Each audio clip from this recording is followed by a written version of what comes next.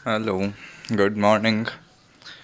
तो हम लोग थर्ड लेक्चर ऑफ मेटलर्जी के अंदर जो है आज डिस्कस करेंगे वेरियस मेथड्स ऑफ रिफाइनिंग। अभी तक हम लोगों ने मिनरल्स के बारे में पढ़ा, ओर्स के बारे में पढ़ा, कंसंट्रेशन के बारे में पढ़ा, हाइड्रोलिक वॉशिंग, मैग्नेटिक सेपरेशन। उसके बाद हम लोगों ने कैल्सिनेशन, रोएस्टिंग इसके बारे में पढ़ा। फिर हम लोगों ने रिडक्शन के बारे में पढ़ा कि हम लोगों ने मेटल तो ऑब्टेन कर लिया। अब सवाल उठता है कि वो मेटल कितना प्योर है, क्योंकि जब तक प्योरिटी नहीं होगी तब तक मेटल का कोई मतलब नहीं है। और उस प्योरिटी के लिए अपने को करना पड़ता है रिफाइनिंग। तो वही कहता है रिफाइनिंग का मतलब क्या है कि आपके पास जो मेटल है वो मेटल तो है, लेकिन उसमें अभी भी कुछ इम्प्योरिटीज़ हैं और आपको उन इम्प्योरिटीज़ को डिफरेंट टेक्निक्स और साइंटिफिक मेथड्स के हेल्प से क्या करना है, प्योरिटी को बढ़ाना है। तो वही यहाँ पे लिखा हुआ है।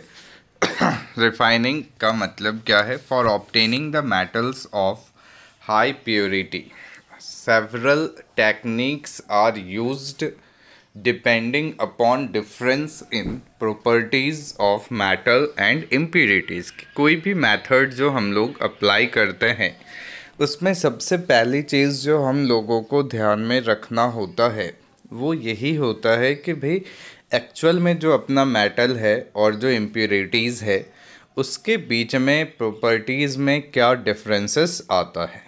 अब जैसे कि पहला मेथड आपको समझाया है डिस्टिलेशन, ये किसके लिए यूज़ करते हैं हम लोग? तो याद रखेंगे जिंक और मरकरी के लिए।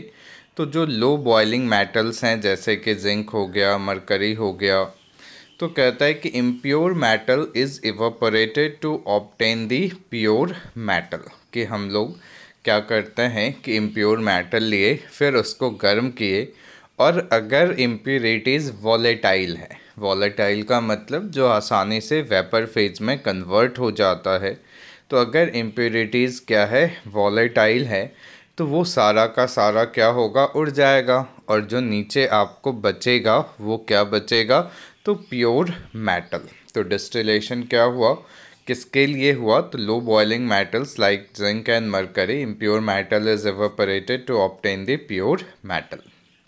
दूसरा तरीका होता है लिक्वेशन। लिक्वेशन का क्या मतलब है कि जो लो मेल्टिंग मेटल्स हैं जैसे कि टिन वगैरह है, तो उसके लिए हम लोग छोटा सा एक फिगर देखें।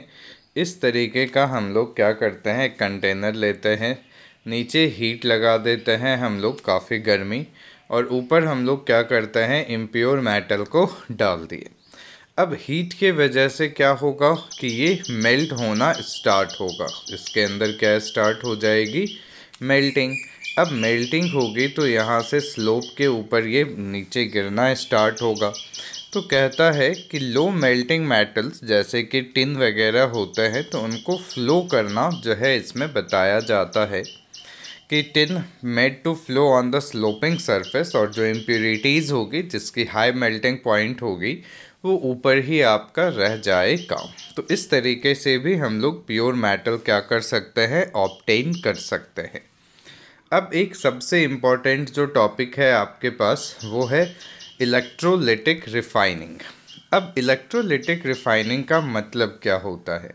तो कहता है कि इसमें हम लोग क्या करते हैं कि एक कंटेनर लेते हैं, अब इसमें दो इलेक्ट्रोड्स हम लोग डालेंगे।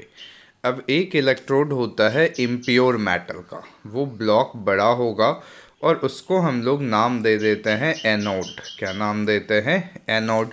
और एक हम लोग सेम मेटल का लेते हैं लेकिन प्योर फॉर्म में, बिल्कुल पतला सा, उसको हम लोग कहते हैं कैथोड। क्या कहते हैं उसको हम लोग?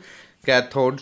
और इसके अंदर जो लिक्विड हम लोग डालेंगे वो लिक्विड भी आपका बेसिकली क्या होगा, तो soluble salt of the same metal. अब दोनों को इलेक्ट्रिसिटी से हम लोग कनेक्ट कर देंगे और फिर वहाँ पे जो प्रोसेस होता है उस प्रोसेस को हम लोग कहते हैं इलेक्ट्रोलिटिक रिफाइनिंग। कि एनोड के ऊपर से मेटल पॉजिटिव आयंस बन करके क्या होंगे, सॉल्यूशन में जाएंगे, और सॉल्यूशन का जो आयन होगा वो कैथोड के ऊपर जाएगा, क्योंकि कैथोड पे निगेटिव चार्ज होगा और एनोड पे पॉजिटिव चार्ज। अब जो आयंस आपके सॉल्यूशन के अंदर थे वो कहाँ पे चले गए, कैथोड पे, और जो एनोड का था वो कहाँ पे आ गया, सॉल्यूशन में। यानी कि इस सॉल्यूशन का किस में गया, कैथोड पे, और एनोड से कहाँ पे आया, सॉल्यूशन में। और यही प्रोसेस आपका चलता रहेगा। तो एनोड की साइज़ क्या हो जाएगी, कम होती चली जाएगी, और कैथोड का साइज़ क्या होगा, इंक्रीज़ होता चला जाता है। तो एग्ज़ाम्पल दिया है आपके कॉपर का कि इम्प्योर कॉपर को हम लोग एनोड बना देते हैं, प्योर कॉपर को हम लोग कैथोड बना देते हैं, और कॉपर सल्फेट को हम लोग इलेक्ट्रोलाइट के रूप में लेंगे। तो एनोड पे क्या रिएक्शन हुआ कि कॉपर ने इलेक्ट्रॉन्स लूज़ किया और कॉपर आयंस में कन्वर्ट हो गया, और कैथोड पे जो कॉपर आयन गया उसको 2 इलेक्ट्रॉन्स मिल गए और वो कॉपर एटम में कन्वर्ट हो गया। अब एनोड के नीचे आपके क्या आता है, तो एनोड मड। अब उसके अंदर antimony, selenium, tellurium, silver, gold, platinum, ये सारे इम्प्यूरिटीज़ के फॉर्म में प्रेजेंट रहते हैं। अब सेम प्रोसेस हम लोग जिंक के लिए भी क्या कर सकते हैं, तो इलेक्ट्रोलिटिक रिफाइनिंग एक तरीका है जिससे हमारे इम्प्यूरिटीज़ जो हैं सॉल्यूशन में ही रह जाएंगे, और जो मेटल ब्लॉक आपको मिलेगा वो काफ़ी हद तक प्योर फॉर्म में मिलता है। उसके बाद एक तरीका है जोन रिफाइनिंग। काफ़ी इम्पॉर्टेंट है एग्ज़ाम पॉइंट ऑफ व्यू से, शॉर्ट नोट्स लिखने के लिए इन पे आता है। तो जोन रिफाइनिंग किस प्रिंसिपल पे काम करता है, तो कहता है कि impurities are more soluble in the melt यानी molten form than in the solid state of metal. इसी प्रिंसिपल को यूज़ करेंगे कि जो इम्प्यूरिटीज़ होता है वो मॉल्टन फॉर्म में ज़्यादा सॉल्युबल होगा, किसके कंपैरिजन में, तो सॉलिड स्टेट ऑफ मेटल के कंपैरिजन में। अब इसमें हम लोग करते क्या हैं, तो कहता है कि सर्कुलर मोबाइल हीटर लेते हैं। एक फिगर होगा सबसे लास्ट के अंदर, ये है जोन रिफाइनिंग का फिगर, कि जिसके अंदर हम लोगों ने एक मेटल रॉड लिया, दो ऊपर और नीचे जो है इंडक्शन कॉइल हीटर्स है जो मूव कर सकता है।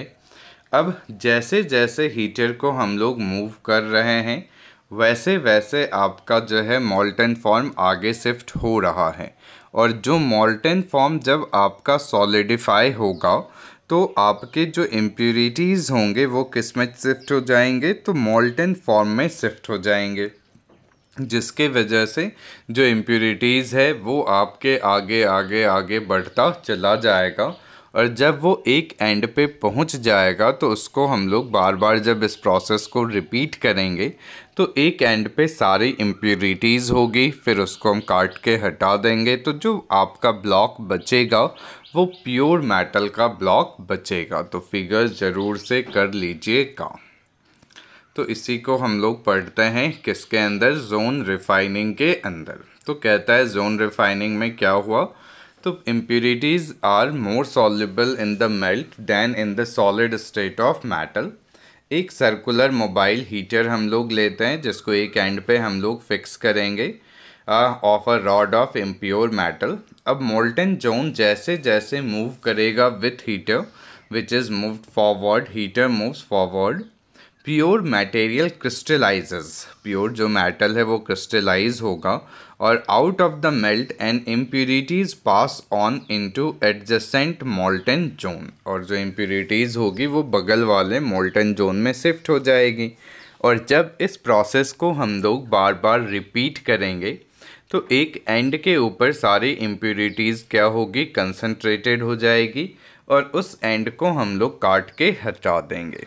अब किस में हम लोग जोन रिफाइनिंग यूज़ करते हैं, तो germanium, silicon, boron, gallium, indium, इन सब के अंदर जोन रिफाइनिंग का यूज़ किया जाता है। नेक्स्ट है आपके पास वेपर फेज रिफाइनिंग, बहुत ही इम्पॉर्टेंट है, नाम है इसमें मॉन्स प्रोसेस और वैन आर्कल मेथड। ये दोनों नाम ज़रूर ध्यान में रखेंगे। प्रीवियस ईयर्स का क्वेश्चंस जब आप देखेंगे तब इसमें बहुत सारे क्वेश्चंस इसी पे बेस्ड होते हैं। तो वेपर फेज रिफाइनिंग का मतलब क्या है? तो कहता है कि metal is converted into its volatile compound, कि मेटल को किसी भी एलिमेंट या कंपाउंड के साथ हम लोग रिएक्ट करवाते हैं और वो रिएक्शन जो है कैसा होना चाहिए, तो जो कंपाउंड बनेगा वो वॉलेटाइल कंपाउंड होना चाहिए। और उस वॉलेटाइल कंपाउंड को हम लोग कहीं अलग से प्रिजर्व करेंगे और फिर उस वॉलेटाइल कंपाउंड्स को हम लोग डिकम्पोज करते हैं और उसके वजह से अपने को प्योर मेटल्स मिलता है। यानी कि जो आपने मेटल लिया है उसको किसी और के साथ कंपाउंड बनवा रहे हैं और इम्प्यूरिटीज़ कंपाउंड नहीं बनाएगा तो इम्प्यूरिटीज़ अलग हो जाएगा। वॉलेटाइल है तो वो वेपर में कन्वर्ट होगा और उसको दूसरे जगह हम लोग कलेक्ट कर लेते हैं और फिर आप उसको ब्रेक करेंगे तो उससे प्योर मेटल आपको मिलेगा। इसके दो बेसिक रिक्वायरमेंट्स आपको बताए गए कि metal form the volatile compounds, metal कैसे कंपाउंड्स बनाने चाहिए वॉलेटाइल, अदरवाइज तो फिर वो वेपर में कन्वर्ट होके दूसरे जगह कलेक्ट ही नहीं हो पाएगा। और जो कंपाउंड बने वो इजीली डिकम्पोजेबल हो, ऐसा नहीं हो कि उसी के साथ कंपाउंड बना करके रह जाए तब फिर जो है अपने को ओरिजिनल मेटल मिलेगा ही नहीं। तो ये दो स्टेप्स होते हैं, रिक्वायरमेंट्स। अब इसका यूज़ हम लोग करते हैं मॉन्ड प्रोसेस में। ज़रूर याद करके रखेंगे कि मॉन्ड प्रोसेस किसके लिए होता है, तो निकल के लिए होता है। तो निकल को हम लोग किसके साथ गर्म करेंगे, कार्बन मोनोऑक्साइड के साथ, और उससे आपके पास निकल टेट्रा कार्बोनाइल का फॉर्मेशन होगा। ये रिएक्शंस 330 से 350 केल्विन के बीच में होता है। अब इस निकल टेट्रा कार्बोनाइल को जब हम लोग हीट करते हैं 450 से 470 केल्विन तक, तो निकल अलग हो जाएगा और कार्बन मोनोऑक्साइड अलग हो जाएगा। तो यहाँ से आपका मॉन्ड प्रोसेस होता है। तो मॉन्ड प्रोसेस किसके लिए है, निकल के लिए। इम्पोर्टेंस ऑफ कार्बन मोनोऑक्साइड क्या है कि निकल के साथ सिर्फ कार्बन मोनोऑक्साइड जो है निकल के साथ रिएक्शन किया और जो इम्प्यूरिटीज़ थी वो वहीं पे रह गई और एक वॉलेटाइल कंपाउंड बना निकल टेट्रा कार्बोनाइल। और फिर जब उसको और थोड़े ज़्यादा टेम्परेचर पे गर्म करेंगे तो निकल अलग और कार्बन मोनोऑक्साइड अलग। उसी तरीके से वैन आर्कल मेथड है आपका फॉर रिफाइनिंग जर्कोनियम और टाइटेनियम।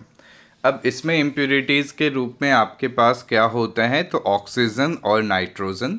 और इसमें हम लोग किसके साथ हीट करते हैं, तो आयोडीन के साथ। और किस चीज़ का फॉर्मेशन होगा, तो जर्कोनियम टेट्रा आयोडाइड।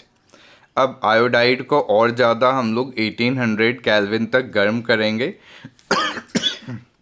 सॉरी, तो वो टूट जाएगा और जर्कोनियम टेट्रा आयोडाइड आपको क्या दे देगा, जर्कोनियम अलग आयोडीन अलग। तो इस तरीके से हम लोग क्या करते हैं, मेथड्स को अप्लाई करते हैं।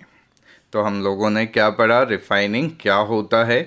रिफाइनिंग के अलग अलग प्रोसेसेस हैं, distillation, liquation, electrolytic refining, zone refining. उसके बाद वेपर फेज रिफाइनिंग में दो प्रोसेस हम लोगों ने पढ़ा, मॉन्ड्स प्रोसेस और वैन आर्कल मेथड। Thank you.